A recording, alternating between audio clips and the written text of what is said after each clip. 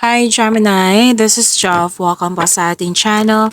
By the way, Gemini, this is your monthly gabay tarot reading. Ngayong February 2026 po. Gamitin ang reading na ito bilang gabay lamang. Tandaan Gemini, ito po ay general reading.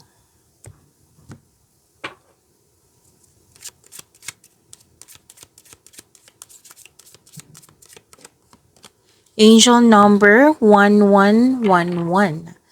Sabi po dito, the universe is arranging people and experiences on your path to help you succeed and helping you wake up to who you truly are. Wow. So, to attract more blessings, let us say the power affirmation. Let us say, I am awakening. Again, I am awakening. So, may mangyayari, pwedeng situation to, pwedeng tao din, na ibibigay ng universe na nakatadhana sa iyo, destiny ito na kailangan mangyari para magkaroon ng awakening, para mas makilala mo yung sarili mo, para magkaroon ng personal growth, personal development. Yan. So, this is destiny na nakatadhana sa iyo na para tulungan ka na para mas mag-grow. Okay? So, this is angel number 1111.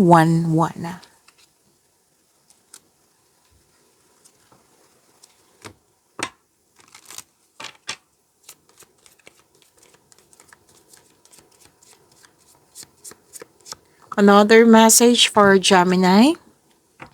Oh, wow. Sabi po dito, awaken your authentic self and be true to you. Oh, see? Oh, yan yung sabi, oh. I am awakening. Wow. So, awaken your authentic self and be true to you. Be true to yourself. Show your kindness to everyone. Okay? And sabi nga ng angel number 1111 nyo, I am awakening, di ba? So may nakatadhana, may mangyayari na magkakaroon ng awakening, na mas makilala mo yung sarili mo, na magkaroon ng personal development, growth. Pwedeng tao na tutulungan ka ng taong ito para mas makilala mo yung sarili mo. Para din mga hidden talents mo. Oh, hidden talent mo na nang dahil sa sitwasyon, nang dahil sa mga taong ito, magagamit mo ang hidden talent mo. Pwede din yung angking talino mo, Gemini. Okay? Yan. So, ang galing, awaken. Dito din, awakening.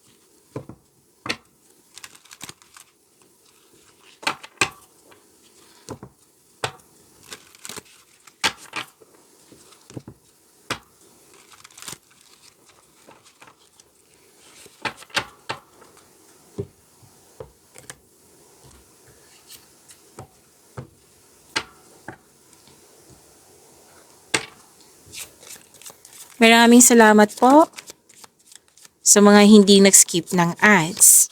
Subscribe na po kayo sa ating channel at click bell notification para updated po kayo sa bagong video natin. Para sa mga gusto magpa-reading po, comment po kayo ng personal reading and check my reply sa comment section.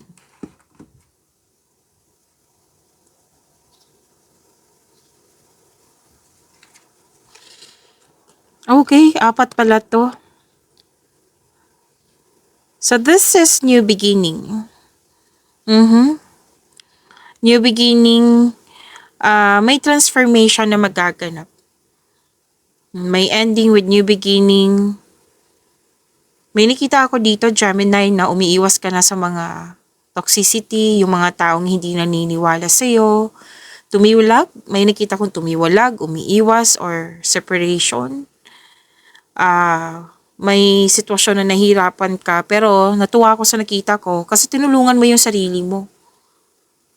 Tinulungan mo yung sarili mo at nagkaroon ng letting go.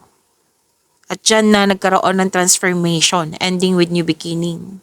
May nakita rin akong end of contract. Tapos malaki ang influence ng lalaki. Ng lalaki, pwedeng ikaw to, pwedeng siya. Na malaki ang kanyang influence ngayong February 2026. And dalawang card po pala nagsabi dito na may new beginning. Opo, may new beginning na magaganap and may mga bagong simula sa trabaho, sa connection sa isang tao, bagong simula sa project, bagong simula sa relasyon. At nakita ko rin dito na may humihingi ng oras sa iyo, bata, mga bata, or pwedeng inner child mo ito, Gemini. At may na-hire dito kahit walang experience.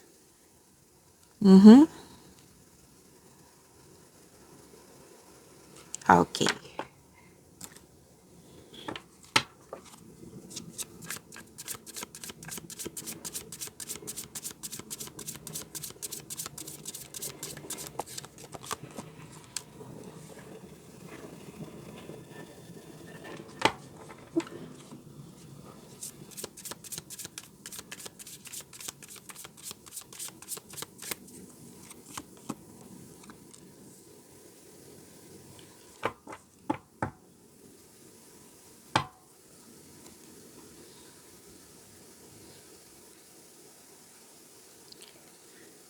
This is about your energy ngayong February 2026.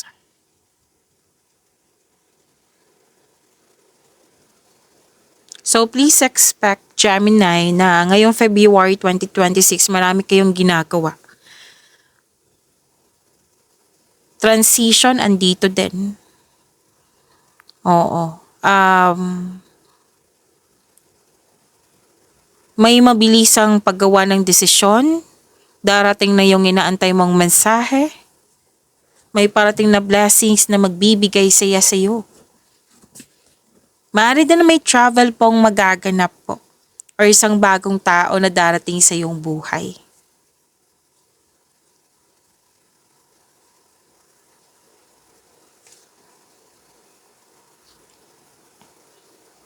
Okay, excited kayo dito kasi may event invitation or may nag-ask ng date sa iyo. Pwedeng sa travel din.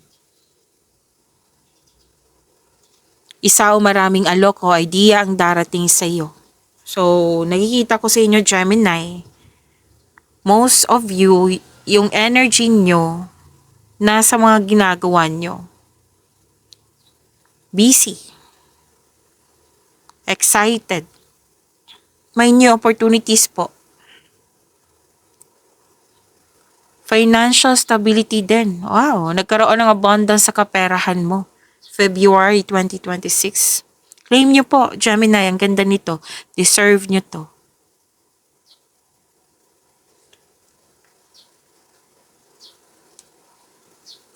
So may parating na bagong tao sa buhay mo. Dalawang tao kasi dito. Isang tao dito. Yung nakita ko to, may naramdaman ako ditong pwedeng buhay pag-ibig to. At dito din. Kasi may sinabi dito na may parating na romantic partner na papasok sa iyong buhay.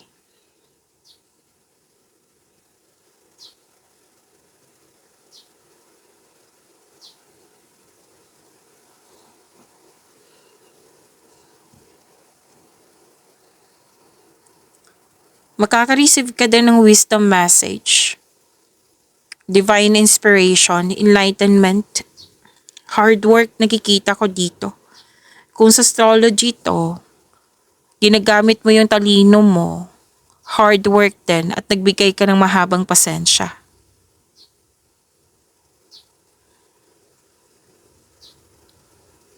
Alam mo, Gemini, maraming mga tao na takot mag-isa. Baliktad sa'yo. Yung gusto mo ng me time, alone time. Kasi kung alone time, me time, makapag-isip ka ng maayos. Pwede din yan yung pahinga mo. So searching, yung you can restore your energy by spending time with yourself. Para sa pagbalik mo, you will feel your energy restored. Pwede din naghahanap ka ng sagot sa inyong mga katanungan, solusyon sa inyong problema. Sinabi ng iyong card dito na nasa iyo na yung sagot, nasa iyo na yung solusyon. All life's answers are within you.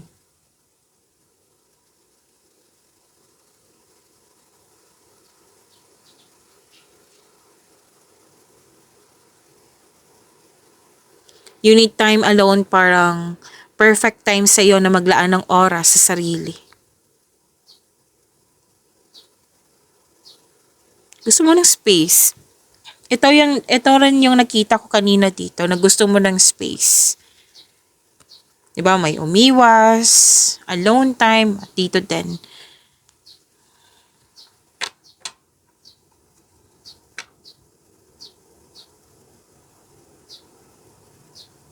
So, feel free yourself para makapag-isip ka ng maayos. Okay, nakikita ko dito, Gemini, na you want more. Actually, na reach mo na yung goal mo eh. Tapos nakikita ko dito, kaya ko pala nito. So, I want more. Kung kaya ko nito, mas kaya ko yung mag-level up. Yan. Kaya ang ilan sa inyo, you need time alone para makapag-isip kung paano pa i-improve yung mga ginagawa mo dyan. Para din sa pera ito. Sinabi ng card nyo dito, Gemini, na hindi mo na kailangan ng pahintulot to move ahead. Magtiwala sa inyong angking talino.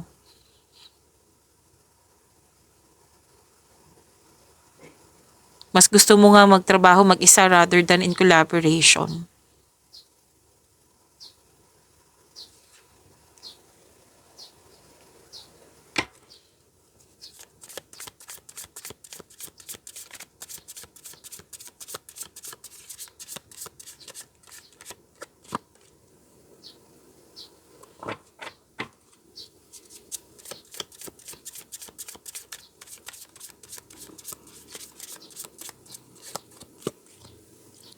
Wow. Career and money niyo po ito, Gemini, ngayong February 2026.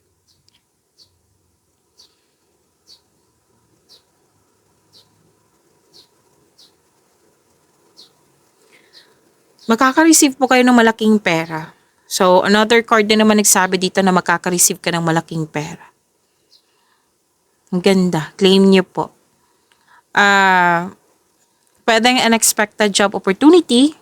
Pwede din any kind of opportunity na naka-align sa inyong career and money na makapagbigay sa ng malaking pera. So, ang advice dito, nahabaan ng pasensya. Huwag kang mag-alala. Huwag kang mag-alala, darating din to. Pwedeng in-offer to sa'yo na kailangan mo maghintay. It might be may process. So, habaan ng pasensya. Darating din to.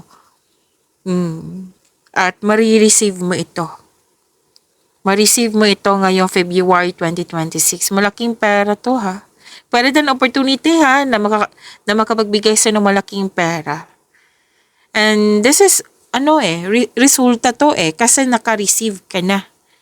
Receiving to So resulta to sa inyong mga ginagawa. Nagkaroon ng positive outcome. Abundance, success, yan yung nakikita ko. Ang sabi ng iyong card, be happy with the results of your action. May pagbubungang mabuting na parating. Magandang bunga po ito na receive mo na. So this is about growth and expansion. Kitang-kita ko yung happiness mo dito from here to here. Happiness. You deserve this. Claim niyo po. Development, success, pleasure, growth and expansion. Marami pa rin kayong ginagawa. Oh.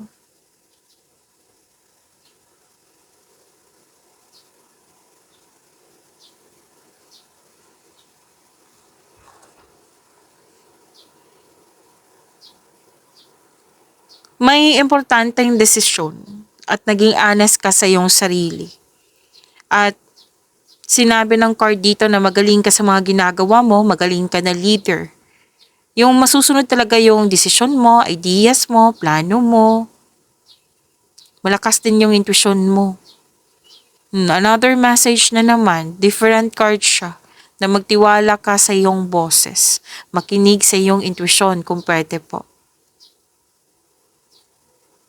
Nanindigan kayo sa inyong nagawang desisyon. Gumagawa ka ng logical na aksyon sa iyong mga layunin sa buhay. May leadership role, magaling ka sa mga ginagawa mo, may promotion. Promotion, pagtaas ng kita, sweldo, allowance, or ng iyong posisyon. Pwede yung leadership role na binigay sa iyo. Pagkuha ng isang tungkulin sa pamumuno.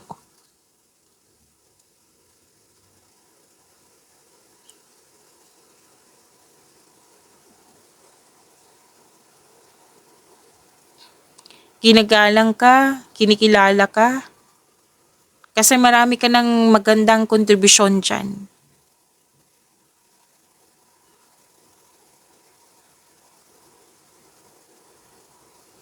Maaring nasa daan na.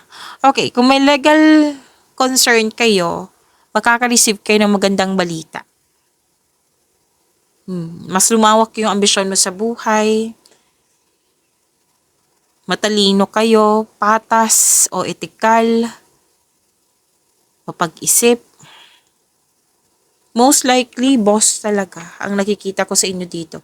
May-ari ng negosyo, leader dyan sa mga ginagawa nyo, or pwede din na yung ginagawa mo na kahit multitasking, magagawa mo siya, matatapos mo siya ng maayos. Yung may ugali kayong you want to win at all cost. Kailangan na mas the best talaga. Kasi marami kayong ideas eh, di ba? Kasi pinakamatalino kayo, Gemini, sa mga hindi pa nakakaalam. Si Gemini ang pinakamatalino sa lahat. Kahit i-research nyo yan. So, manindigan sa inyong desisyon. Dalawang card na po nagsabi dito na successful kayo. Stability, yes. Lahat ng mga ginagawa nyo dyan, tagumpay.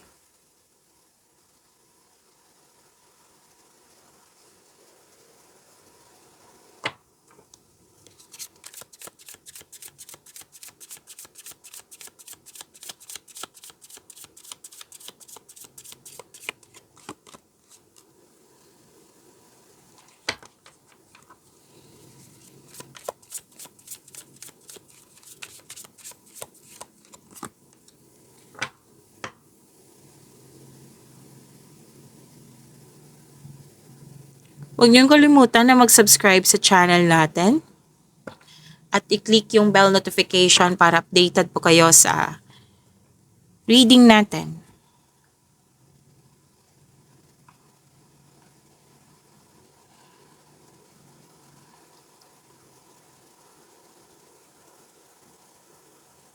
This is about your love life, self-love, partnership, and your mess.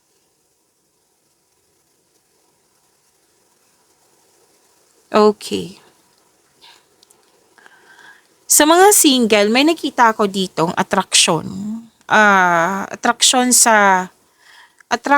pwedeng magaan ng loob mo sa kanya. Pwede din about romance to.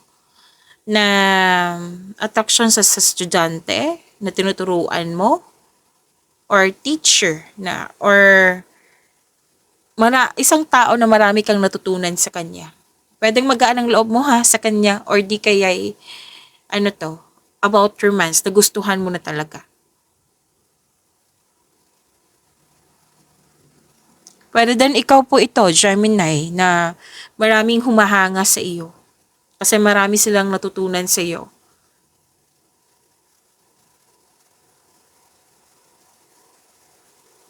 Oh, you're showing your kindness to everyone. Which is sinabi ko kanina dito. sa inyong card dito. So, may masusunod na tradisyon.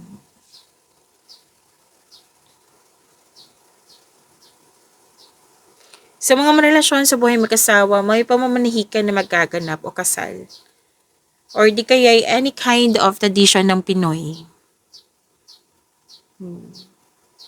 You and your partner have a strong beliefs about romance and partnership. Wedding bells is coming. Sa mag-asawa, ganun din. May tradisyon dyan na masusunod.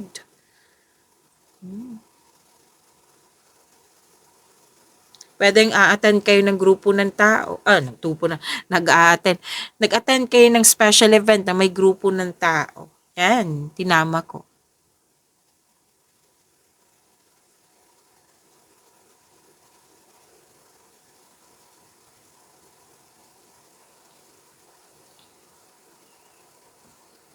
Makaka-receive din kayo ng love messages. Sweetness.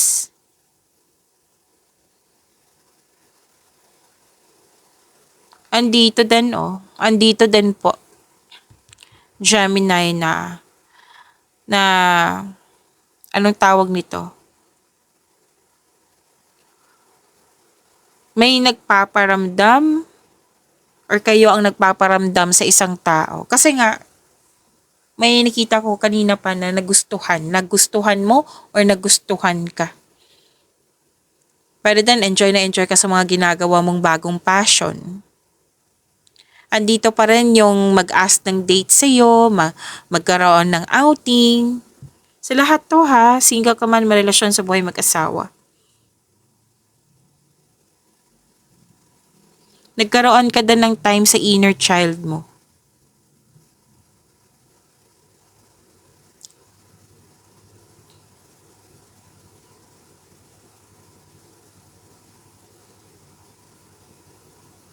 Okay. Sinabi kasi ng card nyo dito, Gemini, na parang pumipili ka ng tao dito. Sa mga single ha, parang pumipili ka ng tao dito na kung sino yung right person para sa iyo, kung sino may genuine love sa iyo. Mag-ingat po sa sobrang pag-iisip, baka ang ending nito malilito ka na. Okay, make it balance. Para sa mga relasyon sa buhay mag-asawa, ingat lang po sa temptation. Maraming case ng temptation ha, pwedeng sa bagay, pwedeng sa sitwasyon, pwedeng sa isang tao, sa tao. So, ingat na lang. Mas piliin niyo po yung inner peace kesa sakit ng ulo.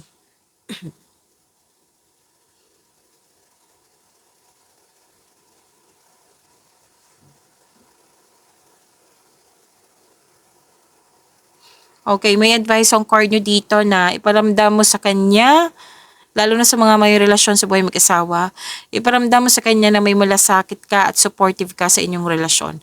Baka may usapin dito tungkol sa lack of time. So, make it balance, bigyan ng oras.